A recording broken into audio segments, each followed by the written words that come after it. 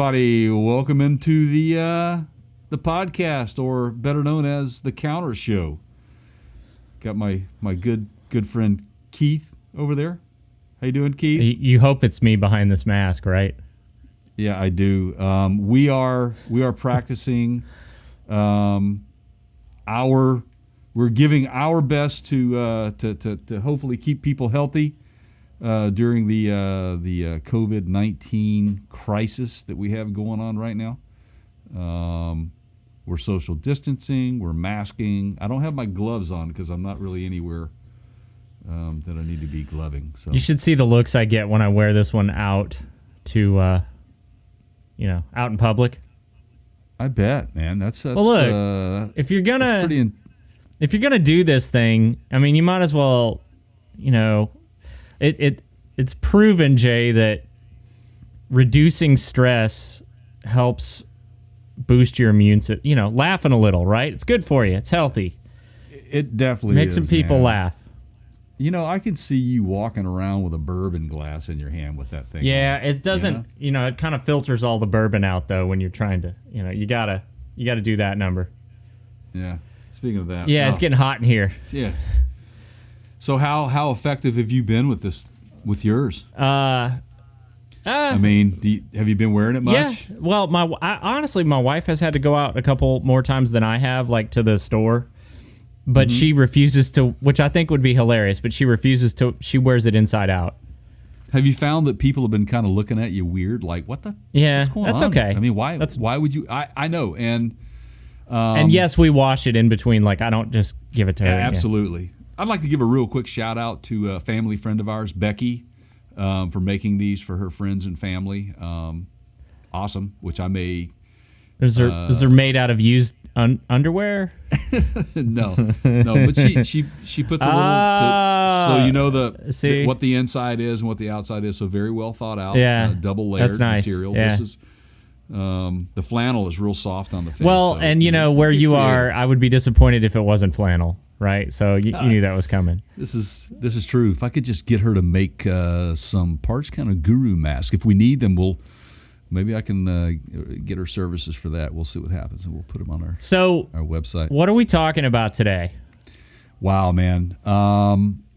We, sir, are talking about what is going on from a financial standpoint of the effects of this COVID-19 pandemic going on.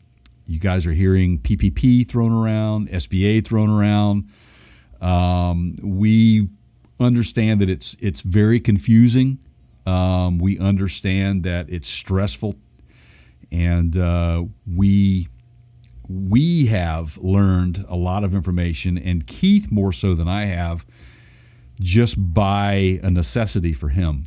And so we're hoping that today we can lend you some support and hopefully de-stress you a little bit in helping you get your financial needs met. So, yeah. So, as if this weren't popular enough already in the news, our friends over at AERA said, hey, we're getting a lot of inquiries on, a lot of shops saying, what do we do? We're in trouble. We need help. What can you do to help us? Now, for those of you that don't know what AERA stands for, Jay, do you know? I do. It's the Automotive Engine Rebuilders Association, which is probably one of the finest organizations in our industry. Yep. They support our industry on a number of levels, and they are taking a lot of phone calls about this particular situation, and they are working diligently to get information out, as we are, and as other organizations such as SEMA, which is the Specialty Equipment Manufacturing Association, and they all work hand in hand. And just know that our industry is supporting our industry, but that information is available to anybody if you go to any of their websites, and we'll have those links. Yes. So I want to kind of qualify this a little bit. So we just started thinking, look, man, we really need to talk about this because I've done some things that might be able to help others. Parts Counter Gurus is not my only job. I'm weird like that. So I have a small business. I'm in the same boat as almost everyone else right now.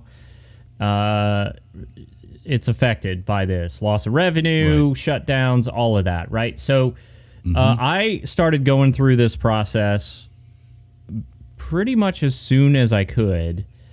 And I'm going to tell you, and look, please understand that these are my personal experiences. I'm not trying to make any sort of political statement here. I'm just telling you what's happened, and I obviously have certain feelings about what has happened that are just based on those experiences, and they're not good. I'll tell you that. So most of the banks are just not. This has just been. I can't say the word that I want to say on the podcast, but it starts with the letter S and it ends with show. Right, right. So that's the question I have for you, Keith. What I want to know is what has been for you going through this process. Well, so what has been the most disturbing part of it and or stressful? Well, there's plenty of blame to go around because honestly, no one was ready. Now that's true for all of us in all businesses too. We just weren't ready. Like there just wasn't, except for Bill Gates. It sounds like maybe he was ready, but because did you see the TED Talk where he predicted this? Like, okay, yeah. So like, what was that? Yep. Like 5 years ago or something. So About 5 years ago, yeah. So, I mean, literally the visual image I want to give you is, when you go to the zoo and you got the monkey cage and they're just in there just throwing poo at each other. I mean, that's just okay. So most of the banks are not ready. The sheer number of applicants is they don't have the staff to handle that because under normal operating circumstances, they wouldn't be able to pay those people to just sit around.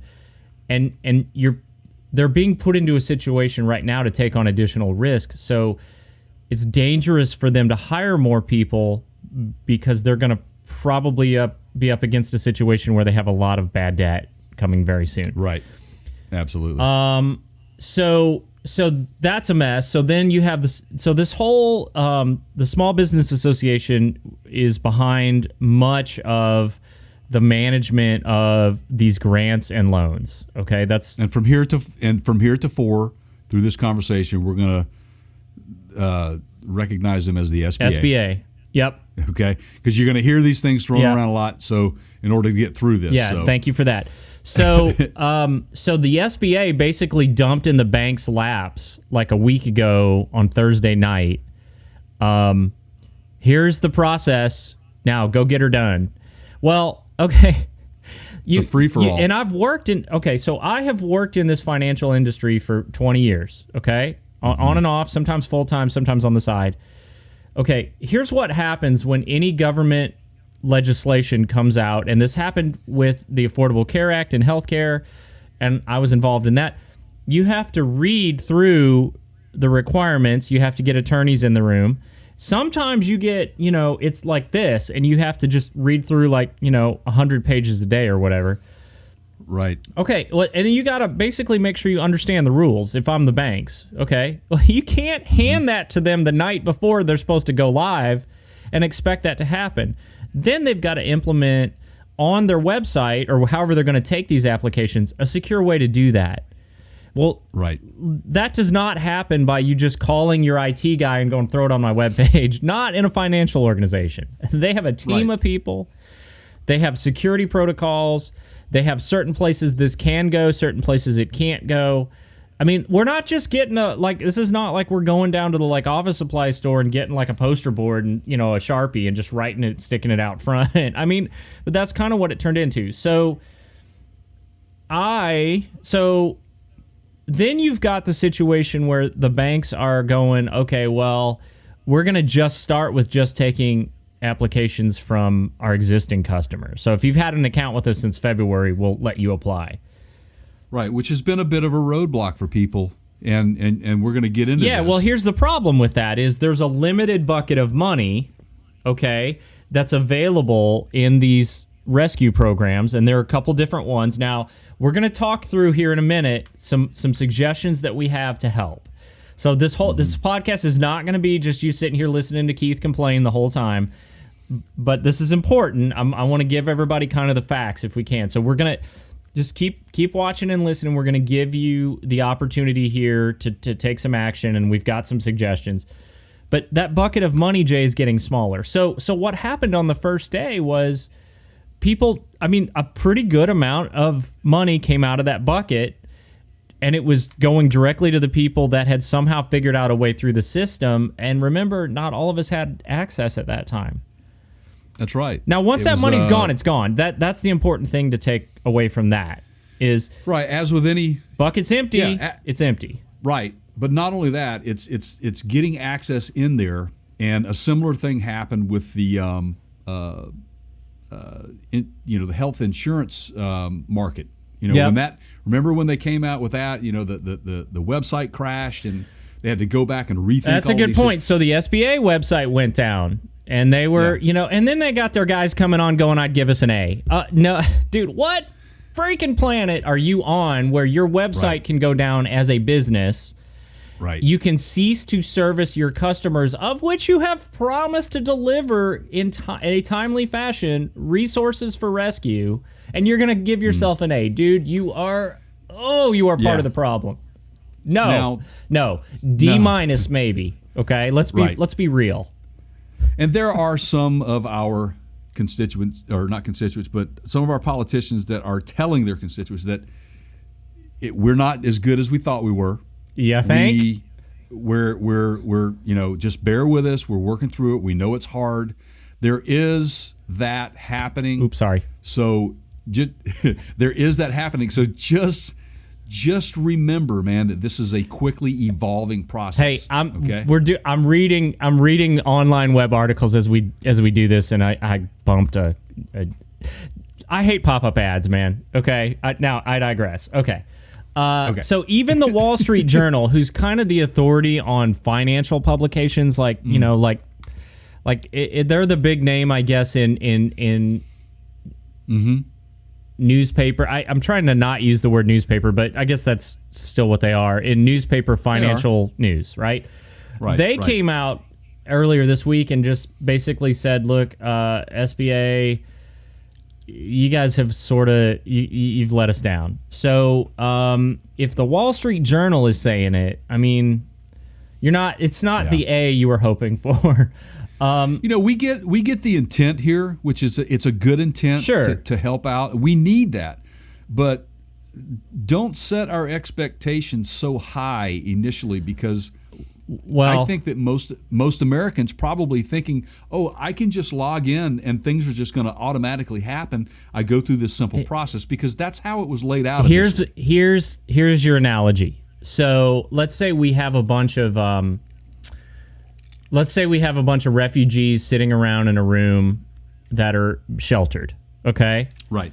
There's 100 refugees in this room, and there's a guy that comes into the room with a box of, he's got a big box of, energy bars, okay? Mm-hmm. And he literally just takes the box, and he just chucks it in the room, and then he runs out the door and shuts the door. Right. Okay, well, that's pandemonium. Yeah, that's not exactly organized.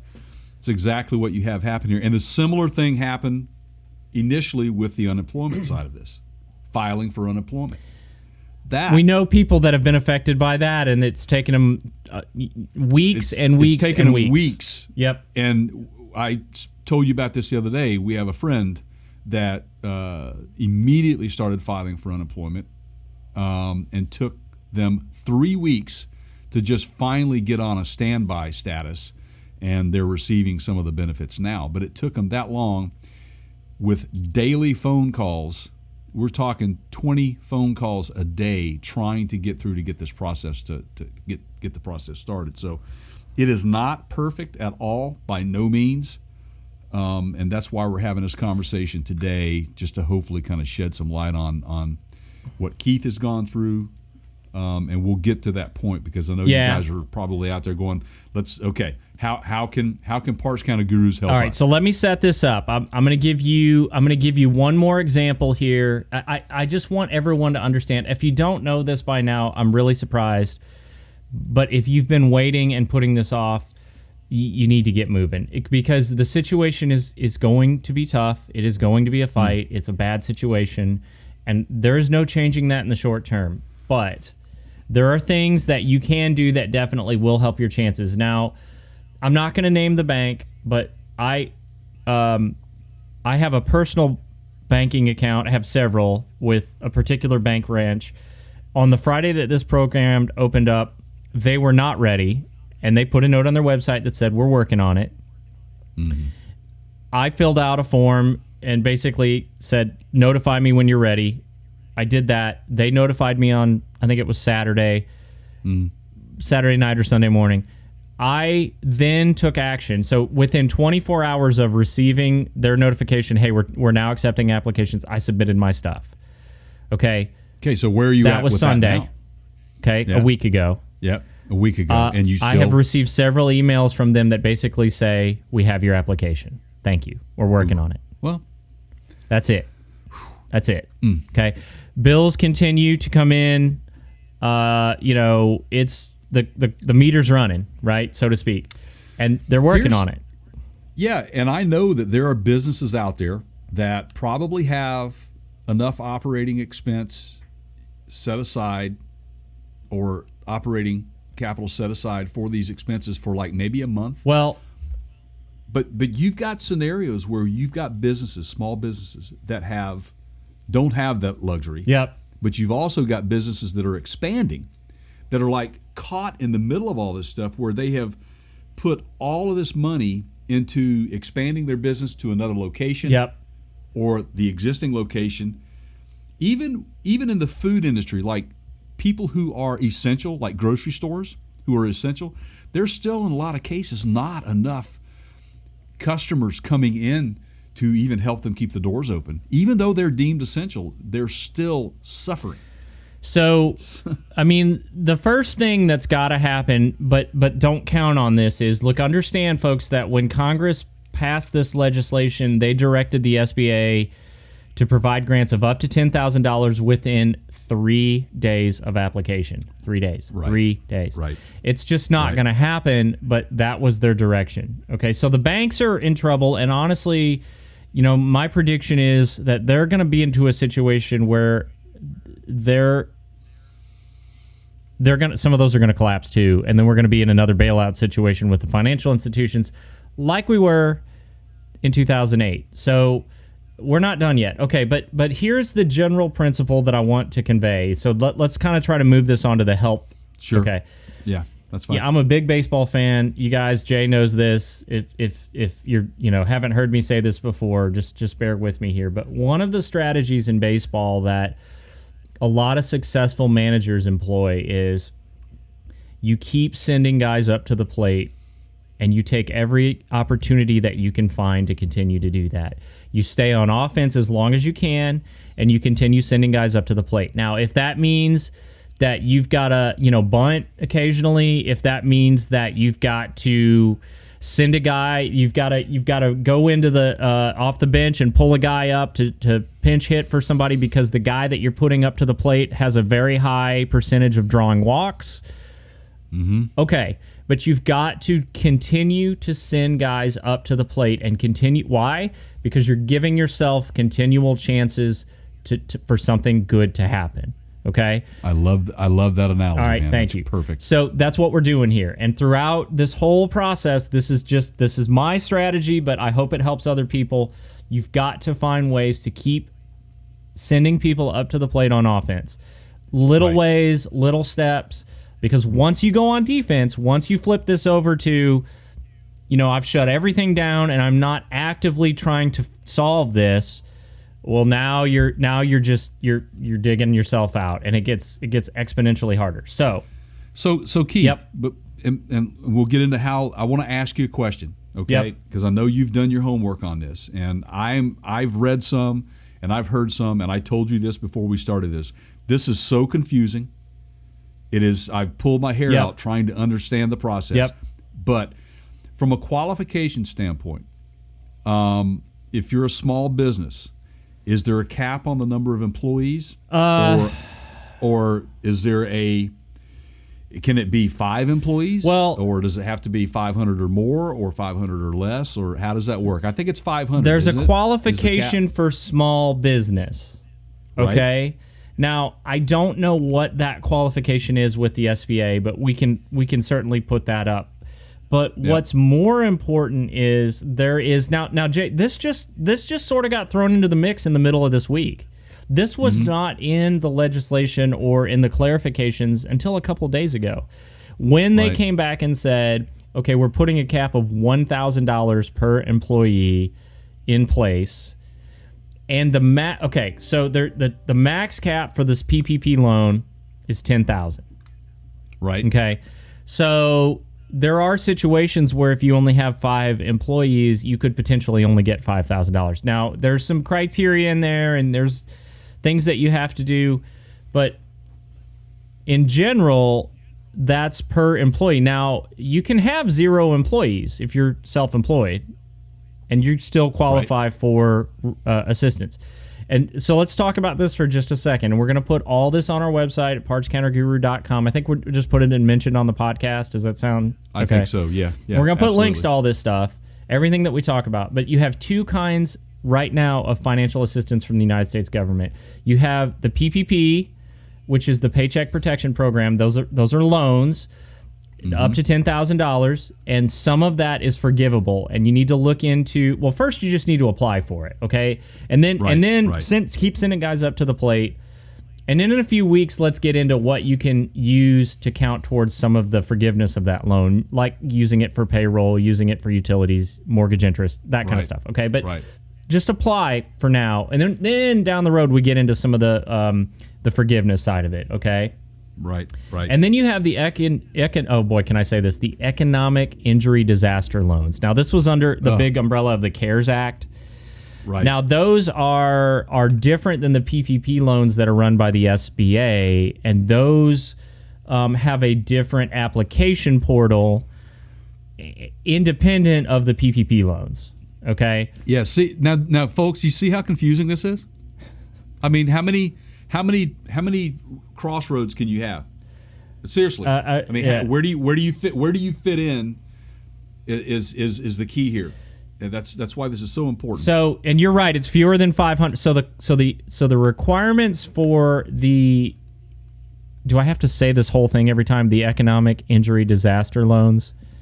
No, it's EAID. EIDL. Okay, it's less than 500 employees. Okay, and nonprofits and contractors and all that. Now, the criteria are basically the same, but there are 2 different application portals. Okay, both can be found through the SBA, and again, we'll link to that. Okay. I don't know of anyone that has received funding yet. Okay, so let me say that. All right. I don't either. So now let's get on to what you can do while you're waiting in the interim for some of this to happen. So we'll link on our site where you can go to make the applications. Do it soon, because they're going to run out of money. The banks are flooded at this rate, Jay. I mean, so we have filed, like, I'm going to get into some of this in a little bit in terms of strategy, but I've made contact with some of my creditors, like, hey, what options do you offer? Some of them have responded, go fill out this form and we'll get back to you, and that was a week ago. Well, the meter's still running. Nobody, right. So now they're not getting paid, and they haven't contacted me to find out why. So move on this stuff quickly, get out there, make it a priority, put it at the top of your list, fill out the applications. It's not that hard. It doesn't take that long. Yeah, as with any time, whether it's now, during a crisis, this is basic home, personal financial stuff that you should be taking care of, or business, which is, if you find yourself in a situation where you cannot pay your bill on time, trust me, if you communicate, if you can get through to them, to your lender or the person providing the services for whatever monies, talk to them and say, hey, I can't pay my bill this month. And there are typically ways to defer interest, or what. There are ways to do different things, and they will typically work with you as long as you have good standing with them. let's take that that's a key. concept and let's develop that, because that's going to be a theme throughout what we're about to say. Okay, so first and most important point before we get into this is objective number 1. Okay, if you're a small business owner, you need to keep working. Now, what does that mean? That means that you don't sit at home all day now that we're all in lockdown and watch Netflix. Okay, you're still running a business. You're still in business mode. And the difference that's going to make could literally be the difference in your survival. So That's right. So now, instead of maybe whatever your job was before the shutdown, you're doing the things that I'm going to list out, or that we're talking about here, that Jay's throwing out. So those are your new job requirements for the next week or two, okay? So remember that, okay? Make a list, get through that list. The first list you can make, Jay already pointed to, which is a list of debtors, or a list of creditors, right? Like, if people owe you money in your business, make a list. If you owe people money, make that a separate list, okay? And can I say this? Well, let me add to that, and that's a very good point, is that making attempts to contact them and having record of those attempts, you need to be writing these things down, dates and times and people you talk to. That way you have a roadmap to fall back on, because if you do not have that, then you do not have anything to... Guy has worked in the financial industry here for a while. I'm telling you right now, some of these banks are going to fold. If you owe them money and they fold, they may not... That documentation on their end may not get passed along to whoever absorbs them. You need to have your own to protect yourself, because you don't have control over who absorbs your debt, and it could be another organization. They could be better or worse. Keep records. To have mercy on you during these hard times, someone who keeps a good record of their conversations, and trust me, it will be looked at very seriously as a means to help you through this process if that happens to you. Okay, so now back to those two lists. So let's talk about the list of your customers, okay? Make contact with your customers. Do it right now. Set some time on your calendar next week, this week, whatever, right? If it's close to a weekend. And send out an email, okay? Put a post on your social media page for your business if you have one. If you have an email marketing campaign, if you have some sort of database, if you use QuickBooks or something like that, and you have a list of customers' email addresses, compile that list. Go contact them. Send out a message. Say, hey, here's the plan. Here's what we're thinking. This is uncertain. We just want you to know we're trying to find a way through this, and we're still here. Stay on their radar, okay? Communication is key. If you don't, their time is going to be they're going to be taken up by somebody else who's doing this, okay? Tell them, if you can, tell them what your intentions or plans are. We know those are going to change. They're going to change for a lot of us, but right now, what are you thinking? Communicate that. Right. Okay? And in our world, and you've put this in, there could be ways they could set up special programs for future services. Things like that. Maybe it's a discount. Hey, you buy an oil change. Pre-sell oil changes. If you're a service shop, sell them some. It's risky, and some people aren't going to have the money right now to pay for this, but some will, and some will be willing to help you. And look, get creative. Coupon books. If 2% of these people respond favorably, that's 2% more in income than you had before you started this. Okay. Exactly. Coupon books are fine. Prepaid service is fine. Look, I'm not sure how far we want to take this, but if you want to maybe do some sort of video call consulting and charge them for it, or if they've got a no start situation and you want to, just be creative, but communicate above all with your customers. Tell them how to reach you, and remember to keep working. And it's something that just popped in my mind as we're talking. Small businesses, you guys probably have a database of your customers. Their frequency of visits. There's a lot of software out there that allows you to keep up with those sorts of things. If you don't have it, maybe you should consider it in the future for something like this as well. But I'm going to make hot calls on those customers that are due for services just to let them know that we're still here. Those sorts of things will carry a lot of weight with your customer base. Period. It also lets them know, like Keith was saying, first and foremost, you have to let them know that you're open, that you're still running a business. I've still got a business to run, and we want to make sure that you're getting your services that you need. And during these times, people are going to be distracted. And if you don't remind them that you're there, then you will fall off their radar. So I'm going to tell you what not to do. You're good at that. Have you filed your taxes yet, Jay? I have not, and I know why I haven't. So now I need I know where you're going with this. Here's a little disclaimer. Okay, we're not accountants. We're not CPAs. No. I'm telling you what works for me. Okay, as we all learned on the great documentary TV series Different Strokes in the 80s. It was a documentary, wasn't it? I think it was, yeah. Is that what you talking about? Yeah. Boys? What might be right for you may not be right for some. I may be getting that slightly wrong. Guys, it's been 40 years. Give me a freaking break. I think you are in the park, man. I do. I really do. So, I think look, just because this works for us, we are not certified accountants. We're not CPAs. I'm just telling you what... we're speaking in generalities. I would personally wait if you have not filed your taxes already. The IRS has announced that they are extending the amount of time that you have to do that. It's 90 days, right? I think so. It was to June 15th or July 15th? Yeah, that's right. And here is why. Because there are stories coming in of people that... Now, this is from a CPA. We found this on MSN. Basically, the guy, he filed early, and then they announced the extension, and he's not going to get a stimulus check because there was a change in the amount of income from his 2019 or 18 reporting until his 2019 reporting.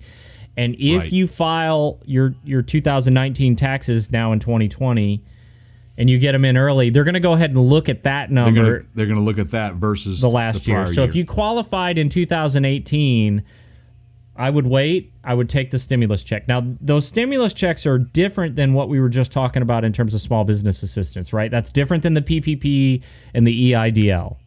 Okay? That's right. They take into consideration number of people in household, et cetera, what you're going to be getting, and they base it on your income. And they said early on, when they announced that they were going to extend the tax date, that if you haven't filed, don't worry about it. This is straight out of the horse's mouth.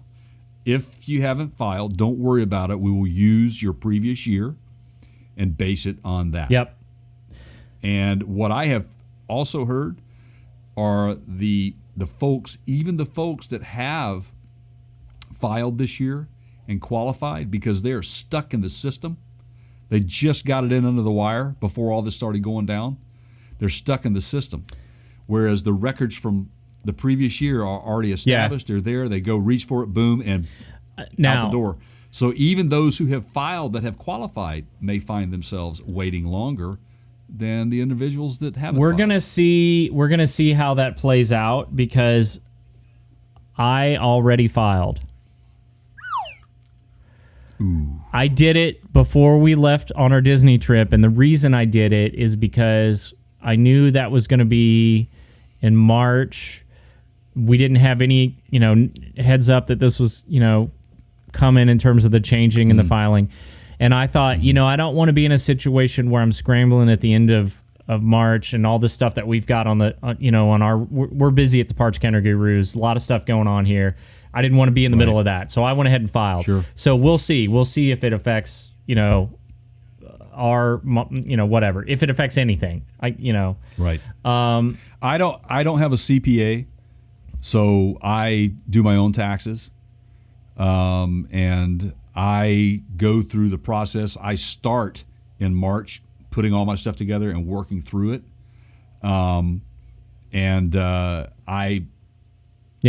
typically will have to pay.